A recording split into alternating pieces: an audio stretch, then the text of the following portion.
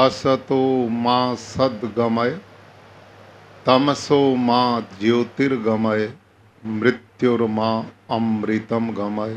ओम शांति।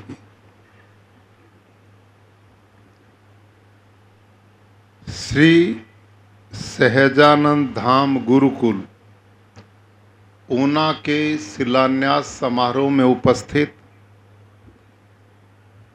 हम सब के प्रेरणा स्रोत परम पूज्य गुरु महाराज श्री देवकृष्ण दास जी स्वामी, परम पूज्य महंत स्वामी श्री देव प्रसाद दास जी स्वामी, परम पूज्य श्री धर्म वल्लभ दास जी स्वामी,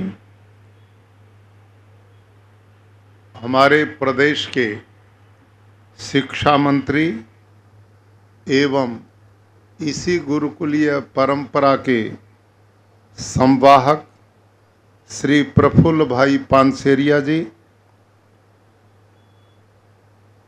और एक युवा जो इसी विचार के लिए निरंतर प्रयत्नशील रहते हैं, नायक दंडक मान्य श्री कौशिक भाई बेकरिया जी, और हमारे बीच में सूरत से पधारे श्री ईश्वर भाई ढोलकिया जी और प्रियवर श्री राकेश भाई दुधात जी श्री हरि ग्रुप, मान्य श्री लालजी भाई पटेल जी धर्मनंदन डायमंड, मान्य श्री हिम्मत भाई दुधात जी मुख्य यजमान, मंच पर उपस्थित सभी सम्मानित संतगण और मेरे दाएं ओर उपस्थित और आपके बीच में भी बैठे हुए सभी दान दातागण, देवी और सज्जनों, आपके बीच में आकर मुझे बहुत अपनापन लगता है और जिस परंपरा के लिए आजीवन में जीता रहा, जब उसी परंपरा के लोग परिवार के रूप में मिलते हैं तो सुखद अनुभूति होना एक स्वाभाविक बात होती है। मैं स्वयं गुरुकुल में पढ़ा हूँ और इस समय 4 गुरुकुल चलाता हूँ, जिनमें लगभग 5000 बच्चे इस समय शिक्षा ग्रहण करते हैं। उनमें एक बेटियों का भी गुरुकुल अलग से चलता है। तो गुरुकुलीय परंपरा को मैं बहुत अच्छी तरह समझता हूँ। आज के इस भोगवाद के युग में जब लोग बाहरी दौड़ में लगे हुए हैं, उनको यूं ही नहीं पता ये जीवन किस लिए लिया है हम लोगों ने, इस मानव जीवन का उद्देश्य क्या है। आज केवल एक ही मिशन दिखाई देता है, eat drink and B Mary, खाओ पियो और मजे लो, इसी के लिए जिंदगी मिली है। ये जो सोच है यह यूरोप के लोगों की सोच है। भारतीय ऋषि मुनि संत गणों का चिंतन इससे बिल्कुल विपरीत है। उनका कहना यह है कि हम मनुष्य लोगों का परम सौभाग्य है कि परमात्मा ने हम सबको मानव का ये पवित्र जीवन दिया है। इसको हम धर्म अर्थ काम करते हुए मोक्ष के लिए, मोक्ष की ओर बढ़ें, ये जीवन का उद्देश्य था। और ये सब चीजें आजकल की जो स्कूल पद्धति है उसमें इसकी कोई संभावना नहीं है, क्योंकि आजकल स्कूल, यूनिवर्सिटी, शिक्षा केंद्र जो हैं उनका केवल और केवल एक मिशन है कि इनमें पढ़ने वाले ऐसे लोग पैदा करो कि जो रोजी कमाएं, मकान बनाएं और विदाई ले लें। यही एक चिंतन उनका है। बस इस धरती पर जीने का साधन, ये उनका उद्देश्य है। भाई और बहनों, दो प्रकार की विद्याएं हमारे यहां उपनिषदों में बताई। दो प्रकार की है विद्या। एक विद्या है अपरा विद्या और दूसरी का नाम है पराविद्या। और वेद और उपनिषदों में उसके लिए बताया, विद्याम च यस्तद वेदो वयम सह अविद्या मृत्युम तीरत्वा विद्यामृतम अश्नुते। के एक ऐसी विद्या जो इस धरती पर जीवन सुखमय जी सके, उसके लिए पढ़ाई जाती है, उसी को अपरा विद्या बोलते हैं।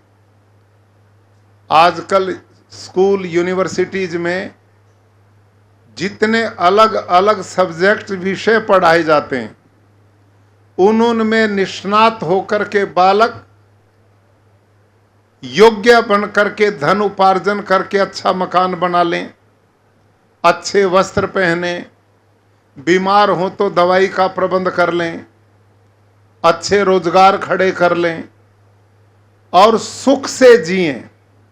हमारे यहाँ शिक्षा इसको मानते थे जो मानव को सुख दे और सरल जीवन को बना दे।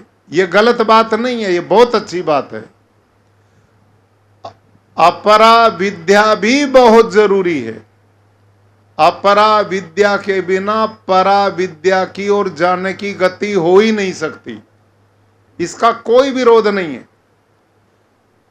व्यक्ति को भगवान ने इतना अच्छा शरीर दिया, दो आंखें दी, बढ़िया मस्तिष्क दिया, दो हाथ दिए, पैर दिए, इतना परिपूर्ण वाणी युक्त यदि कोई जीवन शरीर है तो मनुष्य का है। और ऐसा शरीर पाकर आदमी धनपति ना बने तो ये उसकी कमजोरी है। हमारे यहां वेदों में लिखा, वयम श्याम पतयोरिणाम, कि हम धन ऐश्वर्यों के स्वामी बने, खूब कमाएं, अच्छे भवनों में रहें, अच्छे वस्त्र पहने, बहुत अच्छा खान पान करें, अच्छे संसाधन हों। इससे यह इहलोक का जीवन सरल और सुखी बनता है। वेद और धर्म शास्त्रों में इसका कोई विरोध नहीं, अपितु इसके लिए प्रेरणा दी गई है। यदि ये दानदाता ना कमाते तो ये इतना बढ़िया आयोजन कैसे संभव होता। और आप पे खाने की चिंता से मुक्त नहीं होती तो यहां आकर के कैसे बैठते। ये बहुत जरूरी है। लेकिन इससे भी जरूरी क्या है, इसका जो परम उद्देश्य है वो है पराविद्या की प्राप्ति करना। पराविद्या क्या है कि जीवन के आध्यात्मिक गूढ़ रहस्यों की जानकारी लेना। पराविद्या आध्यात्म की ओर ले जाती है और उसके द्वारा मनुष्य में वो गुण पैदा होते हैं जो उसे अन्य प्राणियों से अलग करते हैं। पराविद्या सिखाती है धर्मात्मा बनो, जितेंद्रिय बनो, परोपकारी बनो, सहिष्णु बनो, दीन दुखियों की सेवा करो, हर प्राणी की आत्मा को अपनी आत्मा में देखना सीखो, सबके कल्याण की कामना करो। जब तुम्हारा चिंतन इतना ऊंचा होगा तो यह आत्मा एक छोटा नहीं, विश्व आत्मा परमात्मा का अंग बन जाएगा। एक बूंद यूं सोचती रहे मेरी भी कोई सत्ता है, तो ऐसा चिंतन करने वाली बूंद अकेली पड़ जाएगी। और वही बूंद जब समुद्र में मिल जाती है तो बूंद नहीं रहती, वो समुद्र का हिस्सा बन जाती है। एक दिए की लो ये सोचती रहे मेरी भी कोई सत्ता है, तो एक हवा के झोंके में बुझ जाएगी। लेकिन वही ज्योति जब अपने आप को ज्योति शाम ज्योति सूर्य के साथ जोड़ती है तो ब्रह्मांड को प्रकाशित करने वाली महान सूर्य बन जाता है। एक छोटी सी किश्ती समुद्र के लहरों के थपेड़े खाकर के चकनाचूर हो जाती है, और वही किश्ती जब अपने आप को समुद्री जहाज के पीछे बांध देती है तो वो समुद्र की छाती को चीरती हुई गंतव्य स्थल पर पहुंच जाती है। भाइयों और बहनों, इसी का नाम भारतीय अध्यात्मवाद था कि हम उस गूढ़ तत्व को समझें जिसके लिए हमने जन्म लिया है। हम क्या सोच लेते हैं कि शरीर दिखाई देता है इसलिए यही सत्य है, आत्मा दिखाई नहीं देता तो हम उसको क्यों माने। लेकिन भले ही ना मानो, उसका कब पता लगता है? उसका उस समय पता लगता है कि जब व्यक्ति की मृत्यु होती है। हम क्या देखते हैं उस अवस्था में? ध्यान करो, कोई आदमी मर जाता है तो हम उसको लेटा देते हैं धरती के ऊपर।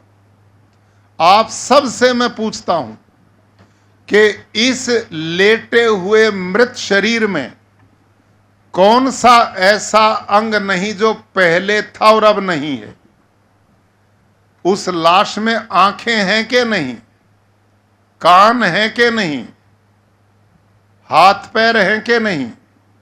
सारी चीजें हैं, लेकिन इस मृत शरीर में आंख होते हुए देखती नहीं, कान होते हुए सुनते नहीं, हाथ होते हुए उठते नहीं, पैर होते हुए चलते नहीं। क्या दिक्कत है? किसने रोक दिया? अब भी वही काम करो जो पहले करते थे। उस समय पता लगा, अरे जिसको हम नहीं मानते थे, नहीं देखते थे, नहीं जानते थे, वो न दिखने वाला इसमें से चला गया। उसी का नाम आत्मा है। आत्मा शरीर में है तो आंख देखती है, आत्मा शरीर में है तो कान सुनता है, आत्मा शरीर में है तो हाथ उठता है, आत्मा शरीर में है तो शरीर के सारे अवयव चलते हैं।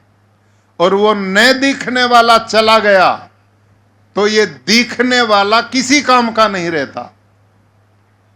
भाइयों और बहनों, जो ये तत्व ज्ञान है, इसको जानना ही अध्यात्म है।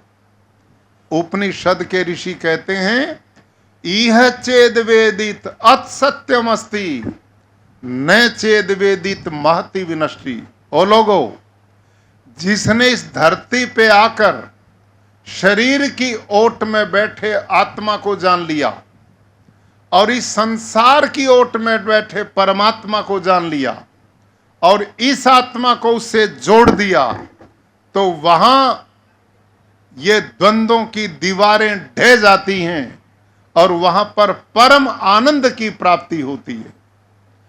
ये जो चिंतन है, ये परा विद्या है, जो इस दुनिया से बाहर की विद्या है। अपरा यहीं की विद्या है। अपरा विद्या जीवन जीने के साधन जुटाती है। परा विद्या ये जन्म क्यों लिया है, इसका मार्ग दिखाती है। और इन दोनों विद्याओं को यदि कहीं प्राप्त किया जा सकता है तो वो भारत के ऋषियों के द्वारा प्रतिपादित ये गुरुकुल शिक्षा प्रणाली है। ये वो गुरुकुल हैं जिनमें एक बालक को संस्कारों की भट्टी में डालकर एक महामानव बनाने का काम किया जाता है, जहां सही इंसान बनाने की फैक्ट्री है। मैं बधाई देता हूं अपने संत जन को। यहां पर ये त्रिदेव बैठे हैं। मैं मानता हूं ये ब्रह्मा विष्णु महेश आपके बीच में उपस्थित हैं। आदरणीय श्री देवकृष्ण दास स्वामी जी, स्वामी देव प्रसाद दास स्वामी जी और धर्म वल्लभ दास जी स्वामी, आप और हम कितने सौभाग्यशाली हैं। हम और आप घर बसाते हैं, बच्चे पैदा करते हैं, दुनियादारी में उलझे रहते हैं और उसमें रहकर दो चार अपने बच्चे होते हैं, उनको पालते पालते विदाई ले लेते हैं। लेकिन इन संतों की कितनी कृपा है ये इन झंझटों से दूर रहे। इन्होंने 2-4 बच्चों को अपना नहीं माना, अपितु समस्त संसार के प्राणियों को अपना माना। इनका घर 2-4 बच्चों का घर नहीं है, पूरा समाज इनका परिवार है। ये भारत की कितनी बड़ी चिंतन और सोच है।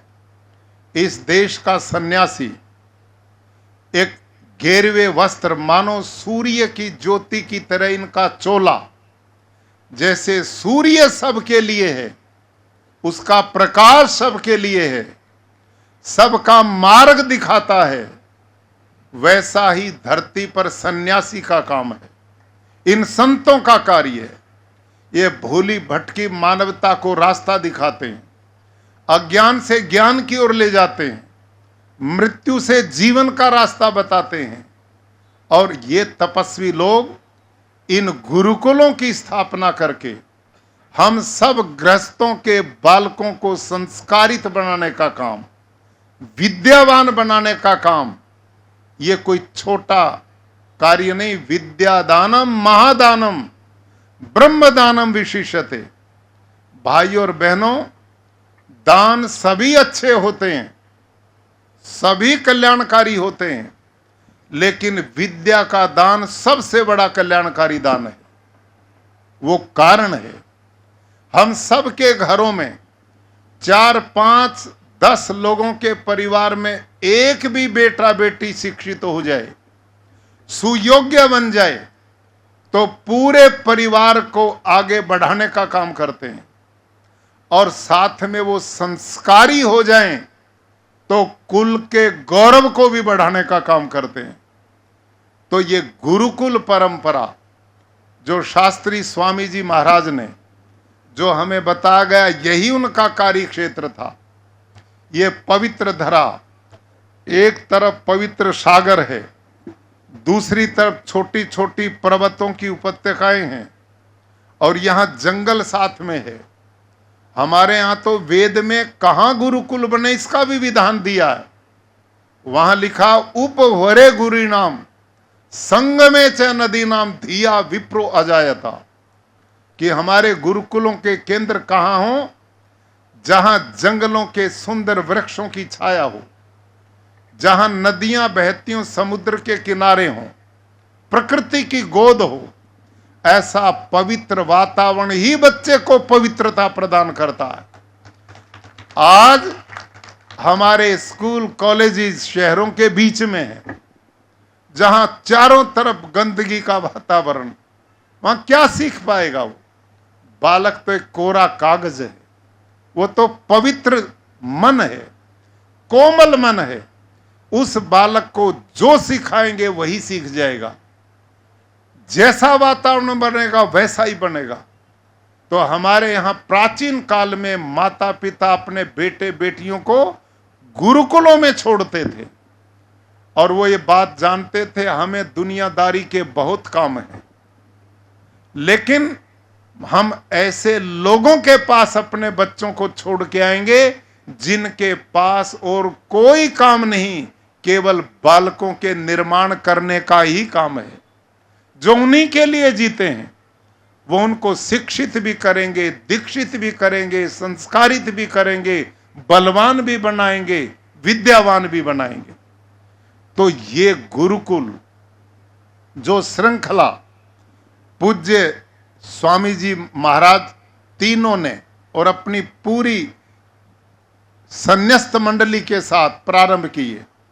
मुझे राकेश भाई दुधात बता रहे थे कि जब शास्त्री स्वामी जी उस समय अकेले इस अभियान पर चले थे, उन्होंने 1948 में जब भारत आजादी की लड़ाई लड़ने के बाद विजय प्राप्त कर पाया, इस देश में कैसे लोग का निर्माण हो, आने वाली पीढ़ियां कैसी हों, उस भावना को लेकर शास्त्री स्वामी जी ने इस पूरे क्षेत्र में गली गली गांव गांव में घूम करके भिक्षा वृत्ति करके राजकोट गुरुकुल की स्थापना की। और उसके बाद उनके कार्यकाल में 3-4 गुरुकुल ही बना पाए, लेकिन उन्होंने एक बीज बो दिया, और वो बीज पल्लवित पुष्पित और उसमें खाद पानी देने का काम मान्य स्वामी देव कृष्ण दास जी महाराज ने किया, स्वामी देव प्रसाद जी महाराज ने किया और मान्य स्वामी धर्म वल्लभ दास जी कर रहे हैं। और वो परंपरा डाली हुई 3-4 गुरुकुल की आज जहां बैठे हैं, ये 61वां गुरुकुल स्थापित हुआ है। कितना बड़ा कार्य हो रहा है। और मैं ये भी बहुत अच्छी तरह जानता हूं, ये सन्यासी लोग जिस भावना को लेकर आप हमारे बच्चों के निर्माण की संकल्पना लिए बैठे थे, ये कभी सफल नहीं होते यदि आप सब दानी महानुभावों का सहयोग ना मिलता। आप लोगों ने जो उदारता दिखाई है और आप लोगों ने इन संन्यास्त महानुभावों का जो लाभ लिया है, ये आपकी भी सूझबूझ को मैं बधाई देता हूं कि आज के इस युग में लोग दुनिया भर के दुर्व्यसनों में अपने पैसे को बर्बाद करते हैं। लोग होटलों में बिताते हैं, रंगरेलियां करते हैं, नशे दारू में डूब जाते हैं, परिवार बर्बाद हो जाते हैं, धन का दुरुपयोग करते हैं। लेकिन यहां जितने भी दानदाता बैठे हैं, इन सब को मैं बधाई देता हूं, नमन करता हूं कि इनको भगवान ने और इन गुरुजनों ने जो सद्विद्या दी है, उसी का ही तो परिणाम है कि आपको धन का सदुपयोग करना आ गया। उपनिषदों में धन की 3 गति लिखी भाई और बहनों, धन की 3 गति हैं। त्रयो गतयो वित्तस्य दानम भोगम नाशम च। धन की 3 गति हैं। पहली सबसे अच्छी गति क्या है कि धन कमा करके पवित्र कामों में उसका दान करो। पहली गति लिखी है ऋषियों ने उपनिषदों में। दान क्यों करें?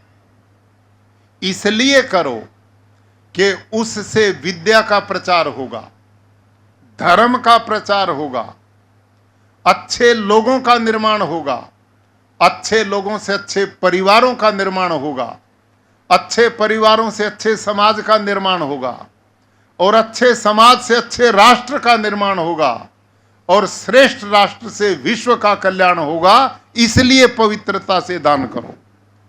यह है धन का सदुपयोग। धन जितना यहां दोगे वो आपको कई गुना हो करके मिलेगा। ये खतरा मत मानना जो दे दिया वो कम हो जाएगा। दी हुई चीज कभी लुप्त नहीं होती। पूज्य स्वामी देव प्रसाद जी महाराज मंच से बोल रहे थे, ये यज्ञ है। हम और आप क्या सोचते हैं? यज्ञ की अग्नि जलती है, उसमें घी सामग्री डालते हैं तो वो खत्म हो गई, वो जल गई। हम ये सोच लेते हैं, ऐसा नहीं होता। वो जलती नहीं, कई गुना हो जाती है। वो जब घी और सामग्री आप अग्नि में डालते हो, यज्ञ की अग्नि में, तो हम ये सोचते हैं कि ये तो जल गई, खत्म हो गई, बर्बाद हो गई। ऐसा नहीं होता भाई और बहनों। अपितु अग्नि में जो पदार्थ पड़ता है उसकी शक्ति हजारों गुना ज्यादा बढ़ करके वातावरण में जाती है। और इसका मोटा उदाहरण देता हूं मैं। आप यहां जितने भाई बंधु बैठे हैं, कई लोगों को मिर्ची खाने का बड़ा शौक होता है। भोजन के समय कई सज्जन हैं जो एक ही समय 2-2, 4-4 मिर्ची खा जाते हैं। ऐसे भी भले लोग हैं।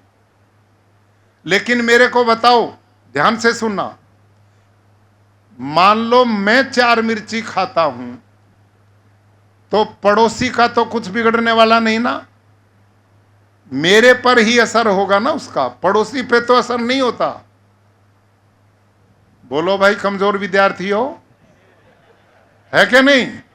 लेकिन अब समझो ध्यान से, यहां अपने बीच में एक हवन कुंड जमाओ और उसमें अग्नि जलाओ और उसमें 2-4 मिर्चें डाल दो और फिर देखो यानी 1000 लोगों की क्या गति बनेगी।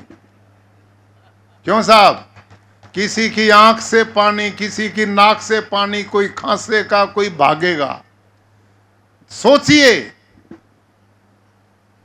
भोजन में एक समय 4 मिर्ची खाने वाले का कुछ नहीं बिगड़ा, और वही 4 मिर्च जब अग्नि में पड़ी तो 1000 का बिगड़ गया। क्यों?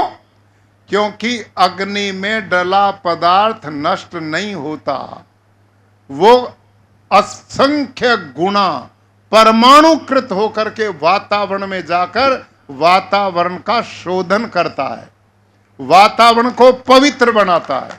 वो सूर्य की रश्मियों को पवित्र बनाता, हवा को पवित्र बनाता है, और कीटाणु जो हमें रोग के उनको खत्म करता है। तो इसलिए प्राचीन भारत में पूजा पद्धति इस देश में थी तो एक ही थी, वो थी यज्ञ कर्म। और इसलिए शतपथ ब्राह्मण में महर्षि याज्ञवल्क्य से पूछा, इस दुनिया में सबसे श्रेष्ठ काम कौन सा है जिससे पवित्र कोई काम ना हो? तो वहां पर महर्षि याज्ञवल्क्य कहते हैं, यज्ञो वही श्रेष्ठ तमम कर्म। यज्ञ से श्रेष्ठ कर्म दुनिया में कोई नहीं। क्यों? उसमें पड़ा पदार्थ खत्म नहीं, वो बढ़ता है, वो नष्ट नहीं होता, वो बढ़ता है। ये खेती बाड़ी जो आप करते हो ना किसान भाइयों, ये भी यज्ञ है जो स्वामी जी बता रहे थे। दाना एक डाला, पैदा अनेक हुए। उर्दू का एक शायर कहता ना, मिटा दे अपनी हस्ती को यदि मर्तबा चाहे, कि दाना खाक में मिलकर गुले गुलजार होता है। हम ये सोचते हैं कि दाना मिट्टी में मिला दिया तो खत्म हो गया, वो खत्म होगा, लेकिन वो खत्म होने वाला इतना बड़ा तपस्वी होता कि अपने ऊपर अनेकों को जन्म दे करके जाता है। तो ये जो सन्यासी है ना, ये वो दाने के रूप में जो धरती में अपने अस्तित्व को समाप्त करते हैं।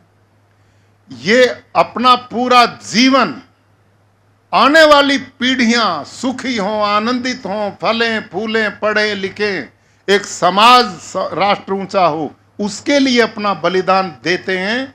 तो इन सभी संतों को जो बहुत तपस्वी हैं, बहुत सदाचारी हैं, जिनका जीवन ही परोपकाराय सताम विभूतय का है, ऐसे सन्यासी जिन समाज के लिए बीच में होते हैं, वो समाज बहुत सौभाग्यशाली होता है। तो आप निस्संदेह सौभाग्यशाली हैं। आज 61वां गुरुकुल राकेश भाई दुधात, मैं जब गुजरात में आया तो नीलकंठ धाम में एक प्राकृतिक खेती का कार्यक्रम था, धर्म वल्लभ दास जी स्वामी जी के उस स्थान पे। तो मैं पहली बार ही उस केंद्र में गया, तो वहाँ किसानों का, जैसे आप बैठे हैं, एक कार्यक्रम था। और आप जानते हैं मैं प्राकृतिक खेती के इस मिशन को बढ़ा रहा हूँ, और उसके पीछे भी एक ही मेरा मिशन है। मैं खुद खेडूत हूँ, मैं खुद पशुपालक भी हूँ। जहाँ बालकों को गुरुकुलों में शिक्षा देता रहा, तो मेरा एक मिशन था कि मेरे पास में पढ़ने वाले बच्चों को जो खाने पीने को दिया जाए वो जहर मुक्त भोजन मिले, उनको शुद्ध गौओं का दूध मिले, ताकि उनके संस्कार पवित्र हों। गीता में कहा, आहार शुद्ध सत्व शुद्धि। आहार से ही विचार बनता, जैसा अन्न वैसा मन। आप जितने बैठे हो अभी पता लगेगा आप कितने सात्विक लोग बैठे, धर्मात्मा लोग बैठे। कोई आदमी एक ऐसा आ जाए जो किसी को दारू पिला दे, शराब पिला दे, तो वो सात्विक आदमी 10 मिनट के बाद क्या बन जाएगा? बोलो, सारा रूप बदल जाएगा कि नहीं? क्योंकि उसके अंदर जो चीज गई वो सात्विक नहीं थी, वो तामसिक थी। उसने उसके मन बुद्धि को खराब कर दिया। 15 ही मिनट में रिजल्ट मिलता है। तो हम इतना जहर खा रहे हैं, यूरिया, डीएपी, इंसेक्टिसाइड, इतना पेस्टिसाइड, इतना धरती माँ जिसको कहते हैं माता भूमि पुत्र हम पृथ्व्या, धरती हमारी माँ और हम इसके धर्मात्मा पुत्र हैं। हम भले पुत्रों ने अपनी मां को जहरीला बना दिया। सारा दिन दवाई इस पे छिड़कते हैं और वो जहर खाते खाते वो मां जहरीली बन गई, और उसमें जो कुछ बोते हैं वो अन्न फूल साग सब्जी भाजी सब जहरीला हो गया, और वो मेरे आपके शरीर में जा रहा है। सारे अस्पताल भरे पड़े हैं, कहीं हार्ट अटैक हो रहे हैं, कहीं पर बीपी बढ़ रहे हैं, कहीं पर कैंसर हो रहा, कहीं डायबिटीज है। कोई भला परिवार होगा जो दवाई से ना चलता हो। सब बीमारियां, मैं लोगों से पूछता हूं, आपसे भी पूछता हूं, आज से 40-50 साल पहले कोई कैंसर जानता था क्या? कोई हार्ट अटैक जानता था? कोई शुगर डायबिटीज जानता था? कोई पेनक्रियाज फेल होगी कोई जानता था? कुछ भी नहीं। कोई अस्पताल नहीं थे। 100-100 साल लोग जीते थे, सब स्वस्थ थे, निरोग थे, क्योंकि खान पान सात्विक और शुद्ध था। यह उसका कारण था। इसीलिए मैं प्रचार कर रहा हूं गुजरात में कि गुजरात के धर्मात्मा पवित्र लोग जो इस देश का आदर्श हैं, जो इस देश का हर क्षेत्र में नेतृत्व करते हैं, ये मिशन भी इस धरती से जाए। और भारत के यशस्वी प्रधानमंत्री श्रीमान नरेंद्र मोदी जी, वो बहुत चिंता खेडूत की करते हैं। जब भी मिलना होता है तो बोलते हैं कि धरती माता को बचाना है, इस पानी को जहरीला होने से बचाना, वातावरण को बचाना है, लोगों के स्वास्थ्य और जीवन को और खेडूत की प्रगति हो, ऐसा काम करना है। और अब यह मिशन पूरे राष्ट्र का मिशन बन गया। इस समय 9.25 लाख खेडूत गुजरात में प्राकृतिक खेती करना शुरू कर चुके हैं। इतना बड़ा अभियान चला है। प्रदेश सरकार इसमें बड़ा सहयोग करती है। माननीय प्रधानमंत्री जी का पूर्ण आशीर्वाद सहयोग इस मिशन में है, और वो चाहते हैं कि सबका कल्याण इस पद्धति से हो। गौ माता भी इससे बचती है, पर्यावरण भी इससे बचेगा, धरती मां भी बचेगी, पानी भी बचेगा, लोगों का स्वास्थ्य भी बचेगा, और किसान भी बचेगा, और देश का धन भी बचेगा। काम एक है, लाभ अनेक है। तो इस मिशन पे मैं गया था नीलकंठ धाम, और वहां मेरा परिचय राकेश दुधात जी से हुआ। इनके विचार मैं जानता नहीं था। वहां भोजन कराने लगे तो ये पास में बैठ गए, और फिर इन्होंने अपनी थोड़ी जानकारी दी गुरुकुलीय परंपरा की। मैं राजकोट गुरुकुल में पढ़ा हूं। अब जब गुरुकुल वाले से मिलेगा तो परिवार मिलना शुरू हो गया। मेरी भी रुचि पैदा हुई, और फिर इन संत जो बैठे हैं मंच पे, इनके बारे में, इनको, इनकी तपस्या, इनके कर्म योग की जानकारी दी, और वहां का भव्य नीलकंठ धाम का वो स्वरूप देखने को मिला, और वो जनमानस के कल्याण के केंद्र वहां पर चलते देखे तो मुझे बहुत अच्छा लगा। और वहां फिर किसानों के कार्यक्रम होते रहे, दूसरी जगह पे होते रहे। तो इन सब कार्यक्रमों से मैं भी जुड़ता चला गया, और गुरुकुलों में राजकोट दूसरे सभी जगह जाने का सौभाग्य मिला। तो मुझे बहुत सुख मिला कि अभी धरती को कोई खतरा नहीं है। भले लोग अभी धरती पे बहुत हैं जो अपने अपनी जगह काम करते हैं, और एक संस्कार कैसे मिलते हैं। अभी आपने देखा हमारे बीच में प्रफुल्ल भाई पानसेरिया, ये आपके गुरुकुल की देन है, जो आज शिक्षा मंत्री हैं। इनकी सोच का परिणाम है कि उन्होंने आने वाली पीढ़ियों के भविष्य को बनाने के लिए भगवान कृष्ण की गीता बच्चों के पाठ्यक्रम में लगाने का काम किया, ताकि वो बालक संस्कारित हों, इस देश की संस्कृति, सभ्यता, परंपरा को समझें। ये वही आदमी काम कर सकता है जिसमें स्वयं अध्यात्मवाद होता है। उनका चिंतन, उनका प्रवचन, भाषण, बहुत कार्यक्रमों में हम इकट्ठे रहते हैं, क्योंकि यूनिवर्सिटीज में कॉन्वोकेशन होते हैं, दूसरे कार्यक्रम होते हैं, मैं उनको सुनता हूं। पहली बार मैंने सुना जब इनको, मैं कहा भाई इस व्यक्ति ने तो गलती की हुई है राजनीति में आने की। बड़े कभी ऐसे विचारवान लोग मिलते ही नहीं। और मैंने देखा, ये हमारी भारत की राजनीति का भी सौभाग्य है कि जब ऐसे ऐसे लोगों को मोदी जी चुन चुन करके आगे बढ़ा रहे हैं, और पूरे देश में वातावरण बदल दिया प्रधानमंत्री जी ने। हम देखते हैं, मैं खुद कभी राजनीति में रहा नहीं, किसी पार्टी का सदस्य आज भी नहीं, मैं कभी किसी ऐसे संपर्क में राजनीतिक लोग से बढ़ाए नहीं। आपको आश्चर्य होगा, मैंने कभी मोदी जी को सीधा संपर्क में आया नहीं, कभी अमित शाह जी के आया नहीं, किसी राजनेता के आया नहीं। मैं क्या करता था, गुरुकुल चलाता था, गांव में खेडूत की भलाई के लिए यही काम करता था, प्राकृतिक खेती का। बच्चों को व्यसन से मुक्त करने के लिए योग प्राणायाम के लिए टीम बना करके चलता था। कहीं वृक्षारोपण का अभियान, कहीं जल संरक्षण का अभियान, ये काम मैं करता था पढ़ाई के बाद। और मुझे पता लगा एक दिन टीवी पर मेरा नाम चल रहा कि आप हिमाचल के गवर्नर बना दिए। लोगों के मेरे पास फोन आने शुरू हुए, लोग कहने लगे जी बधाई हो आपको। मैं कहा भाई किस चीज की बधाई, कि आप तो गवर्नर बना दिए हिमाचल प्रदेश के। मैंने कहा देश बहुत बड़ा है, मेरे नाम के बहुत लोग होंगे, गलती से आपको मेरा लग गया, ये कोई और ही सज्जन है। वो फोन बंद हुआ तो दूसरा आ गया, उसने भी ऐसा ही बोला। तो मैंने उस दूसरे को कहा भाई तुम मिलकर के मेरा मजाक क्यों कर रहे हो, ये सच्ची घटना है। और ऐसे 4-5 फोन आए मेरे पास। मैंने कहा कोई बातचीत तो है, जब चारों तरफ से एक ही बात लोग करते हैं।